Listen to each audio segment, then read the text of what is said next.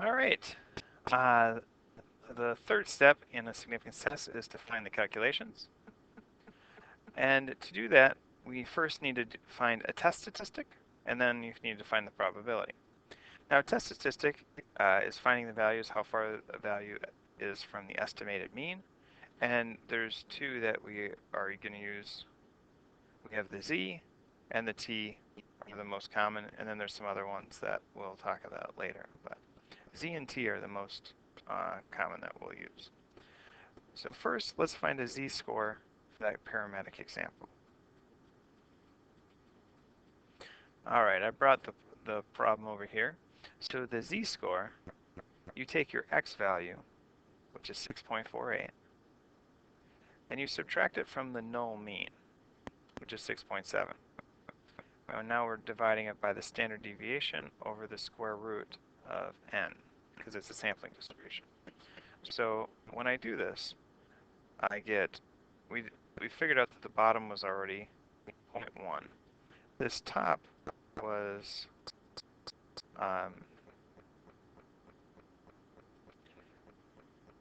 negative 0.22. And then when I divide that, the z-score would be negative 2.2. They call this the test statistics, which is the same thing as their z-score. If they say the z-test statistic is negative 2.2, no, they're meaning the same thing as a z-score. Then from that, you get something called a p-value, which is basically just the probability.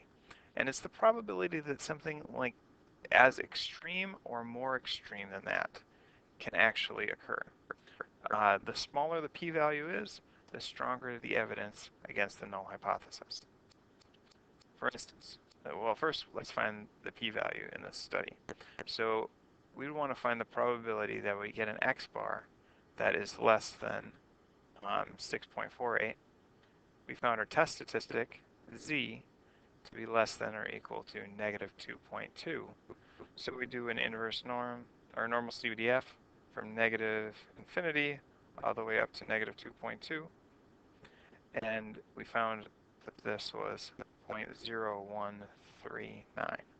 Keep in mind, this is nothing different than what we've done in Chapter 9. We're just doing that, and now they're calling this thing the p-value. So now, since we take our p-value, which is low, and we want to interpret things from it. Now, in our job satisfaction survey, we say that the p-value is two-sided because the alternative hypothesis was not equal to. So it's a little bit different.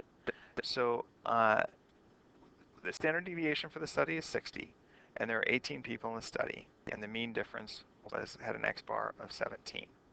So in this one, since we didn't specify greater than or less than, we have to check out both the left side and the right side in this situation. So it's going to be twice as big as any one of them. So what we'll do is we'll multiply 2 times the probability. Since this is 17, and that's above our null hypothesis of 0, we're going to say probability that our x-bar is greater than or equal to 17. And that's going to be 2 times the probability my z-score is greater than or equal to 17 minus my null mean of 0 divided by a standard deviation of 60 divided by the square root of n, which is 18. Now when we do this, it's going to be 2 times the probability that my z-score is greater than or equal to 17 over 14.14.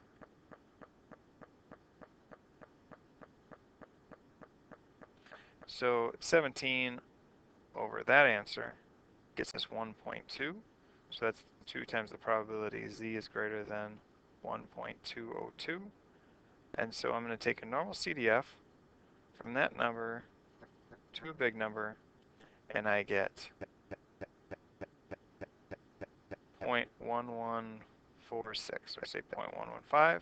and 2 times that would be 23. So I could actually shade that in a little bit more, because 23 is a bit bigger than what I had there.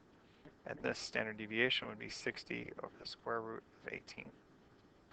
So this one would have a p-value of 0.23.